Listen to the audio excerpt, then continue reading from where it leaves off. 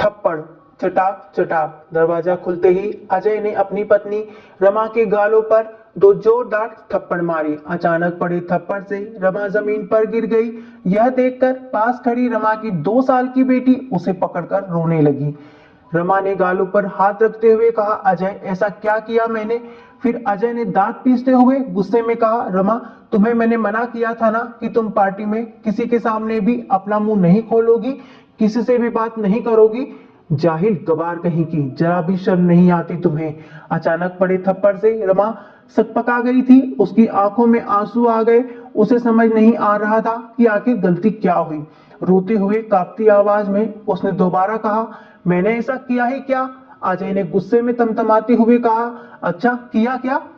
मुझे अंग्रेजी में आपकी बात समझ में नहीं आई, आप हिंदी में पूछिए तो मैं आपको बता सकती हूँ। रमा को ध्यान आया कि अजय के साथी अफसर की पत्नी के साथ हिंदी में बात की थी। क्योंकि रमा को अंग्रेजी नहीं आती थी, गांव के कॉलेज से बीए पास कर रमा की शादी उसके बड़े पापा ने अपने मित्र के बेटे अजय से करा दी थी, जो एक सरकारी अफसर था।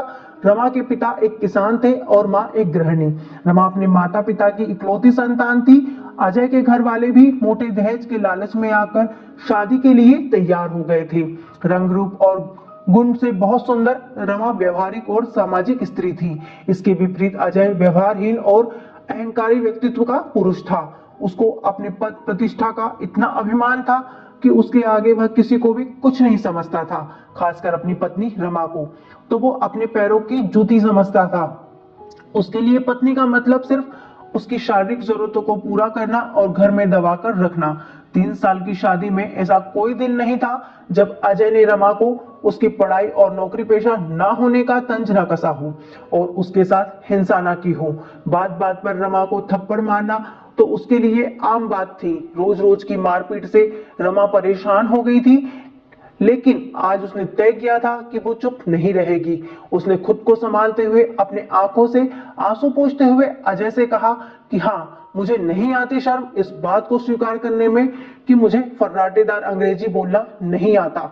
इस वजह से मेरा कोई वजूद नहीं है, इस बात को मैं नहीं मानती। रमा के जवाब को सुनकर अजय ने रमा के बालों को खींचते हुए कहा कि अच्छा, बड़ी जुबान चलाने लगी हो, कान खोलकर सुन लो। 2 कौड़ी की औकात नहीं है तुम्हारी और ना ही तुम्हारा कोई वजूद।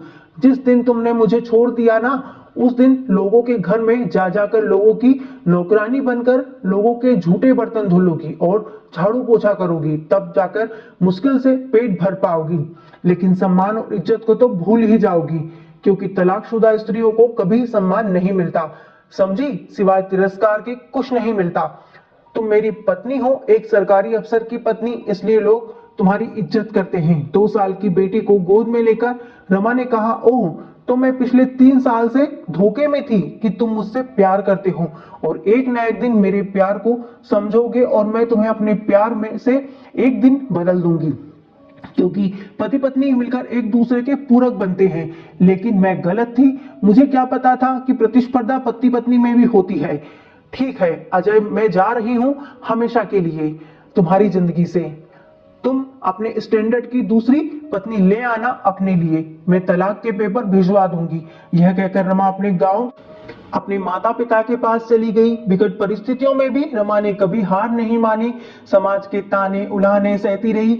रमा अब सामाजिक कार्य में जुट गई और अपने दर्द को कलम की सहायता से डायरी के पन्नों में समेटने लगी। लेकिन कहते हैं ना कि सूर्य की तेज की रोशनी को काले घने बादल भी नहीं रोक सकते, उसी प्रकार रमा की प्रतिभा भी कब तक समाज से छुपी रह सकती थी। रमा को भी प्रसिद्धि मिली पूरे 20 साल बाद। अथक कड़े परिश्रम के बाद आज रमा और अजय का आमना सामना हुआ तो पुरानी सारी कड़वी यादें वापस आ गई। भीड़ से पूरा सभागृह तालियों से गूंज रहा था, क्योंकि आज रमा की उपलब्धियों के सम्मान में महामहिम राष्ट्रपति से में महिलाओं के सामाजिक सुधार एवं उसके स्वरोजगार पैदा करने के साथ साथ घरेलू हिंसा की महिलाओं को न्याय दिलाने एवं उनकी शिक्षा के लिए जागृत करने के लिए पुरस्कार मिला था। हिंदी में सबसे मिलजुल कर बात करती भीड़ में आज अजय भी हाथ बांधे पीछे खड़ा था, नजरें झुकाए। आज अजय को समझ नहीं आ रहा था कि जिसे वह गवार समझ रहा था, असल में वह तो बहुमुखी प्रतिभा की धनी थी। रमा आज समाज में प्रसिद्ध लेखिका और समाज सुधारक थी। आज उसे आगे बढ़कर बधाई देने में भी अजय को संकोच हो रहा था। तभी एक पत्रकार आगे बढ़कर रमा से अंग्रेजी में सवाल पूछा तो रमा ने आज फिर विनम्रता पूर्वक हाथ जोड़कर कहा, महोदय कृपया आप हिंदी में प्रश्न पूछे, मुझे अंग्रेजी नहीं आती। तब पत्रकार ने कहा, जी माफी चाहूंगा, मैं अपना सवाल हिंदी में पूछता हूँ। आपके मन में सामाजिक सेवा का ख्याल कैसे आया? आपकी सफलता का श्रेय आप किसे देना चाहोगे? आज जहां लोग बच्चों को इंग्लिश मीडियम में पढ़ा रहे हैं, बात भी इंग्लिश में कर रहे हैं, वहां आप हिंदी में लिखती हैं, तो क्या आपको कभी असफलता का डर नहीं लगा? नहीं, मुझे हिंदी बोलने और लिखने में कोई शर्म नहीं आती। और जैसा कि हम सब जानते हैं कि परिस्थितियों से बड़ा गुरु कोई नहीं होता।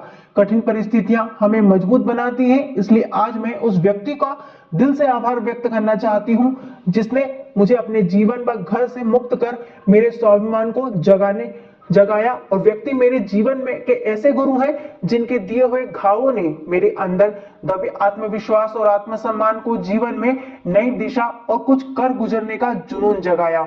जिन्होंने मुझे सामाजिक रिश्तों से आजाद करके बाहर समाज में आकर सांस लेने का और समाज के लिए कुछ करने का मौका दिया। बेशक मेरे माता पिता का आशीर्वाद मुझे मिला, लेकिन परिस्थितियों की ठोकर उसी व्यक्ति से मिली। इसलिए मैं आपके माध्यम से उसका धन्यवाद करती हूँ और साथ ही हर महिला पुरुष से कहना चाहती हूँ कि हमारी सफलता में हमारी भाषा कभी बाधक नहीं बनती।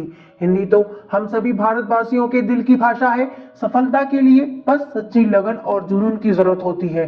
थोड़ी देर के बाद मौका मिलते ही रमा को अकेला देखकर अजय उसके सामने आकर खड़ा हो गया और उससे कहा, रमा अपनी गुड़िया कैसी है? अब तो बड़ी हो गई होगी। रमा ने कहा, मेरी बेटी बिल्कुल ठीक है और पढ़ाई के साथ साथ मेरे साथ सामाजिक कार्यों में मेरी मदद करती है। अजय ने कहा, रमा ऐसा क्यों कह रही हो? वह मेरी भी तो बेटी है। मुझे माफ कर दो, मैं तुम्हारी अहमियत को नहीं समझ पाया। तुम्हारे जाने के बाद मैंने अपनी महिला साथी अफसर से शादी कर ली और 2 बेटे भी हैं, लेकिन मेरी कोई इज्जत नहीं है, ना ही मेरी कोई अहमियत है। मेरी पत्नी मुझे बात बात में बदनाम करने और मेरा करियर खत्म करने की धमकी देती है और मैं चुपचाप सुनता हूँ। मैं कुछ नहीं कर सकता।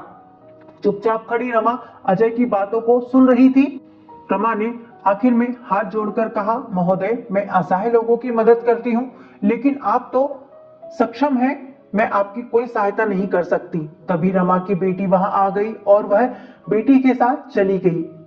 अजय आज नजरें झुकाए हुए सब कुछ सुन रहा था, लेकिन कुछ भी कहने की स्थिति में तो बिल्कुल भी नहीं था और वह अपने तिरस्कृत किए हुए रिश्ते को जाते हुए देख रहा था, क्योंकि वह आज मजबूर था और कुछ भी नहीं कर सकता था। लेकिन रमा आज बहुत मजबूत थी।